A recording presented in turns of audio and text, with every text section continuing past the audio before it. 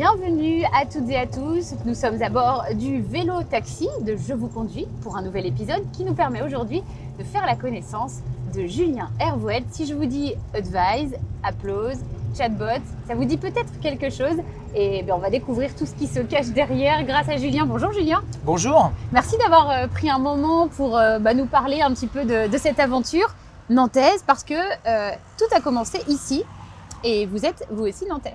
Oui, tout à fait. Je suis né à Nantes et j'ai entrepris à Nantes alors qu'à l'époque on m'offrait l'opportunité de m'installer à Paris. D'accord. Donc c'était un vrai choix. Ouais, c'était un vrai choix. C'était un vrai choix de qualité de vie, mais aussi une conviction que les talents étaient ici présents et tout aussi brillants qu'ailleurs, et notamment à Paris. Et puis on a la chance quand même ici d'avoir Paris en proche banlieue, 2 heures de train. Juste à proximité des bureaux. Exactement. Donc évidemment, on est dans un pays qui reste très centralisé. Donc quand on fait du business en France, il faut beaucoup se déplacer vers les sièges qui sont nos clients et qui évidemment sont principalement installés à Paris. Alors, on va prendre les choses dans l'ordre. C'est quoi iAdvise?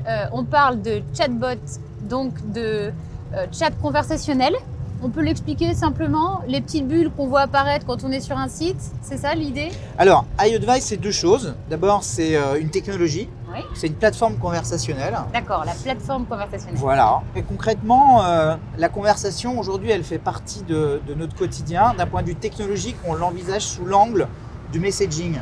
D'accord. Le messaging, ce sont ces applications qu'on utilise au travers de Messenger, de WhatsApp, et plus largement, c'est le mode de communication que nous, personnellement, dans nos quotidiens, on utilise massivement, plus que le téléphone en réalité aujourd'hui, ça a pris le pas dessus, plus que l'email, et notamment, principalement, dans nos vies personnelles, dans nos vies professionnelles quand on doit échanger avec nos collègues, par exemple. Mais lorsque vient le moment d'engager la conversation avec une marque, on est encore trop souvent condamné à devoir décrocher le téléphone, franchir le labyrinthe de l'attente ou décider d'envoyer un email pour avoir une réponse dans 48 heures peut-être. Déjà, il faut trouver le bon endroit, le bon formulaire dans la bonne page. Et donc l'idée finalement, c'est de rendre les entreprises et les marques aussi facilement accessibles que le sont nos amis et nos proches par message instantané. Et donc, comment est-ce qu'on contacte une marque au travers de Advise? Soit on va sur le site de la marque, et puis en bas à droite, on retrouve ce petit bouton sur lequel on peut cliquer. Et il y a qui derrière? Alors, il y a qui derrière?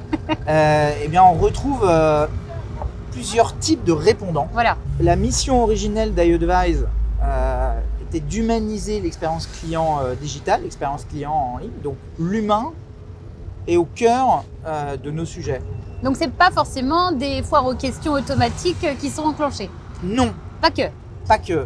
Alors, on a démarré principalement avec de l'humain parce qu'on a considéré que c'était finalement ça avant tout qui manquait sur Internet. Cette relation et cette proximité humaine et la relation de confiance et l'intelligence émotionnelle qu'on cherche en tant que personne, en tant que client quand on veut parler avec une marque. Et puis, évidemment, avec l'expansion très large des conversations et la montée en puissance aussi des technologies d'intelligence artificielle conversationnelle, on a aussi de plus en plus d'automatisation et de robots qui viennent, par exemple, faire de la qualification en amont. Donc, en fait, vous allez commencer par discuter avec un robot qui va comprendre qui vous êtes, de quoi vous avez besoin, etc. Et qui va orienter au bon endroit. Voilà, qui va vous orienter vers la bonne personne. D'accord. Et cette personne humaine, c'est la particularité d'iAdvise, ça peut évidemment être quelqu'un issu du centre de relations clients, du centre de contact, mais ça peut aussi être l'un de nos experts. Alors, il y en a beaucoup d'experts. Alors, on a effectivement grosse communauté. Voilà, créé une place de marché qui s'appelle IBU, qui recense aujourd'hui un petit peu plus de 100 000 experts, qui sont des indépendants, qui ont été identifiés parce que ce sont des gens qui possèdent une expertise très forte sur un sujet donné, la photographie, le voyage sur une destination, etc. et qui vont pouvoir apporter aux clients la même qualité, le même degré d'authenticité dans le conseil que vous allez aller chercher quand vous interrogez un ami, un proche qui est expert sur un sujet. Voilà. Et donc ces experts-là vont conseiller les clients pour le compte de marque dans leur choix et conseils produits par exemple. En tant que manager, vous vous sentez comment? C'est un rôle qui vous colle à la peau? C'est quoi votre profil? Je ne sais pas si je suis un très bon manager. Voilà. Je sais que je suis au fond de moi un entrepreneur. On dit de moi voilà, que je suis plutôt quelqu'un de visionnaire. Donc effectivement, je vais être très vite amoureux et convaincu d'une idée que je vais avoir envie de transmettre. Et je vais tendre à finalement orchestrer sa mise en œuvre. Convaincre facilement. Voilà. Maintenant, les vraies qualités managériales, je pense qu'elles résident dans, ou en tout cas chez mes managers dont j'ai pu m'entourer. Ouais. Et qui sont infiniment plus brillants dans leur domaine que moi. Qu'est-ce qui fait que ça fonctionne d'après vous? C'est d'avoir réussi à déléguer, c'est d'avoir osé se dire, bah voilà, moi je ne peux pas tout gérer. C'est la question du secret du succès. Hein. Voilà, je ne sais pas si on Alors, peut dévoiler la recette du succès, mais je vais le faire quand même. Du chocolat. Voilà. Et le secret, en fait, c'est pas l'idée. Beaucoup disent, voilà, l'idée c'est génial d'avoir trouvé cette idée-là. La réalité, c'est que quand on a une idée, 1000 autres l'ont en même temps. Ouais. Voilà. Donc le sujet, c'est de passer à l'action. Et sur 1000 personnes qui vont à l'idée, 10 vont réellement passer à l'action. Alors qu'est-ce qui fait le succès parmi ces 10? Le secret, c'est l'exécution. D'accord. La qualité de l'exécution, Okay. la rigueur, la précision, le momentum. Voilà. Et l'exécution, ce sont les femmes et les hommes qui composent la boîte. Hein. Voilà. Donc le secret, c'est ça, hein. C'est les gens dont on s'entoure, la confiance qu'on leur accorde, la liberté d'esprit, de créativité, et puis l'exigence qu'on met dans les résultats qu'on veut atteindre, les sommets vers lesquels on se dirige. Vous vous projetez vers quoi? Vous vous projetez comment? Le but, c'est d'aller toujours plus loin, de faire toujours plus, de faire mieux, différemment, avec d'autres? Alors, il y a eu en plus un événement en 2021, puisque on a nommé en introduction Applause, qui fait aussi désormais partie de la famille. Oui, donc on a fait l'acquisition d'Applause, qu'on a annoncé l'été l'année dernière, en 21. Applause, c'est une solution de live shopping. Donc le live shopping, c'est, alors pour être caricatural, le télé-shopping nouvelle génération. C'est ça, mais ça permet de comprendre. Vous remplacez Pierre Bellemare par un influenceur. Mais oui, tout à fait. Voilà, par un influenceur ou une influenceuse, évidemment. Oui. Quelqu'un qui a une expertise et une légitimité, qui est capable de rassembler une audience, qui va présenter des produits et notamment leur usage, le faire en live avec, c'est ça la grande différence, beaucoup d'interactivité. Voilà, c'est ça. Et la possibilité. Donc l'audience peut aller poser des questions en live, l'expert va y répondre, et puis il y a toute une logique d'animation commerciale. C'est la réunion Tupperware ou autre marque à grandeur, voilà, c'est ça. x10, version digitale, interactive, voilà. Et donc, ça représente finalement la direction que KU Advice est en train de prendre. Finalement, on vient enrichir, étoffer les capacités de notre plateforme conversationnelle pour en faire une plateforme à 360 degrés. Oui, donc c'est un élargissement cohérent. Voilà, qui permet de couvrir la totalité de tes interactions clients. Notre vision, c'est de dire, demain, toutes les interactions que les clients auront avec les marques se feront au travers de la conversation et se feront notamment au travers du messaging. 12 ans après, le choix de Nantes, vous refaites le même si c'est à refaire? Quelle question! Tout est dit. Voilà, le décor parle pour nous. Ben voilà, Nantes c'est ça. Voilà, Nantes c'est ce bien-être, cette ville à vivre à échelle humaine, qui est devenue un vrai village et une place forte de la tech, qui est parfaitement légitime. Et puis il y a ce plaisir à entreprendre à Nantes, ce fameux, alors moi je suis pas, pour ceux qui me connaissent, je suis pas un grand fan de foot, mais ce fameux jeu à la nantaise, ce collectif. Qui est extrêmement précieux quand on entreprend, parce que quand on entreprend, on est souvent seul.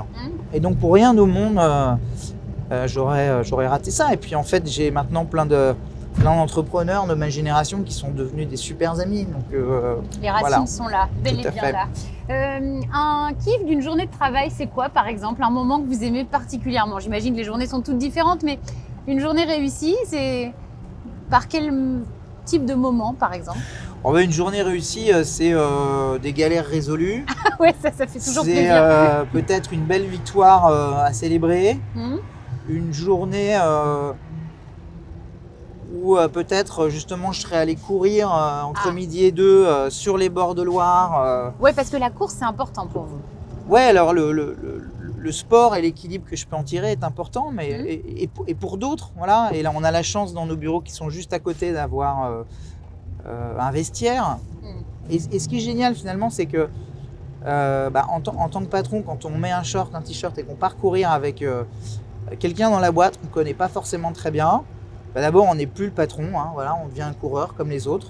C'est l'occasion de faire connaissance. C'est l'occasion aussi d'entendre des choses qui ne se disent pas, même à la machine à café. Il y a un truc intéressant qui se produit quand on est en mouvement. Quand on est en mouvement, quand on court. Et donc, ouais, ça, c'est précieux. Voilà, donc c'est une journée où forcément, il y a son lot de problèmes à résoudre. On arrive à résoudre. C'est une belle victoire qu'on célèbre. C'est une belle journée de collaboration et un moment sportif. Voilà. Super. Et justement, le sport, à titre plus personnel cette fois, vous le pratiquez donc, j'ai compris, pour l'aération quotidienne, mais pas seulement. Vous allez plus loin et je crois que vous avez un lien avec la montagne. Oui. Particulier. C'est ça, voilà. Donc quand on habite la région la plus plate de France, on est forcément amoureux de la montagne, ce qui est mon cas. Et oui, en fait, au travers de la course à pied, j'ai découvert le trail. Au travers du trail, j'ai découvert la montagne. D'accord. Et puis en parcourant les sentiers, à un moment donné, j'ai eu la chance de partir en haute montagne, découvrir une face cachée du monde. J'ai fait mes premières ascensions du côté de Chamonix. Voilà. J'ai commencé à faire un peu d'alpinisme. En tout cas, j'en ai fait la découverte. Ouais. Et c'était une révélation. C'était une révélation sur, voilà, c'est vraiment cette face cachée de la planète. Et puis de toute la puissance tellurique finalement de la montagne, de ces massifs. Et cette dimension pour moi qui est très fusionnelle quand on parcourt les sommets. Et puis tous ces effets de parallèle qu'on peut avoir entre l'univers de la montagne, en particulier de la haute montagne, et celui de l'entreprise et l'entrepreneuriat. Oui, effectivement, ça c'est pas mal comme parallèle. Et qu'est-ce qu'on écoute pendant qu'on vit ce bon moment? Ça me permet de vous questionner. On arrive bientôt à la fin sur vos choix musicaux. Ah, mes choix musicaux? Il y a quoi dans votre playlist? Alors en ce moment, je suis en train de découvrir et d'écouter Kanye West. Ah oui? Ouais. Excellent. J'écoute son album Jesus is King. Oui. En fait, ce qui m'a intrigué, c'est le personnage qu'il est. Voilà. Et l'univers qu'il a créé. Et donc, en fait, j'ai des phases comme ça où d'un seul coup, je découvre un artiste et alors là, c'est en boucle. Je vais écouter un ou deux albums en boucle et passer à autre chose. D'accord. Et je vais passer sur de la variété française juste après. Voilà, donc c'est des phases. En ce moment, c'est ce bon Kanye, quoi. Voilà. Excellent.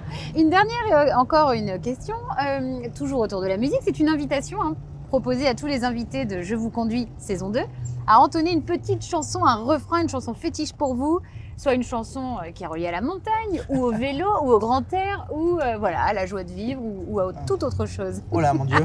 Un petit bout, pas la chanson entière, un petit bout de refrain, un truc. Ouais. Bon, je vais vous faire une chanson d'entrepreneur alors. Ah oui, très bien, une chanson d'entrepreneur, je vote pour.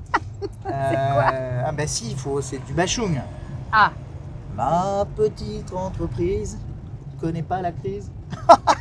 Ça, faudra pas le publier. Mais au contraire, mais c'était très bien, c'était juste et tout à fait à propos, je prends. Merci beaucoup pour cette balade, ces confidences et même ce petit bout de chanson et cette projection à la montagne, ça fait du bien. Merci Julien. Merci à vous. À bientôt pour une nouvelle découverte, une nouvelle rencontre de Je vous conduis saison 2. À bientôt. Je vous conduis vous a été présenté par CIC Ouest.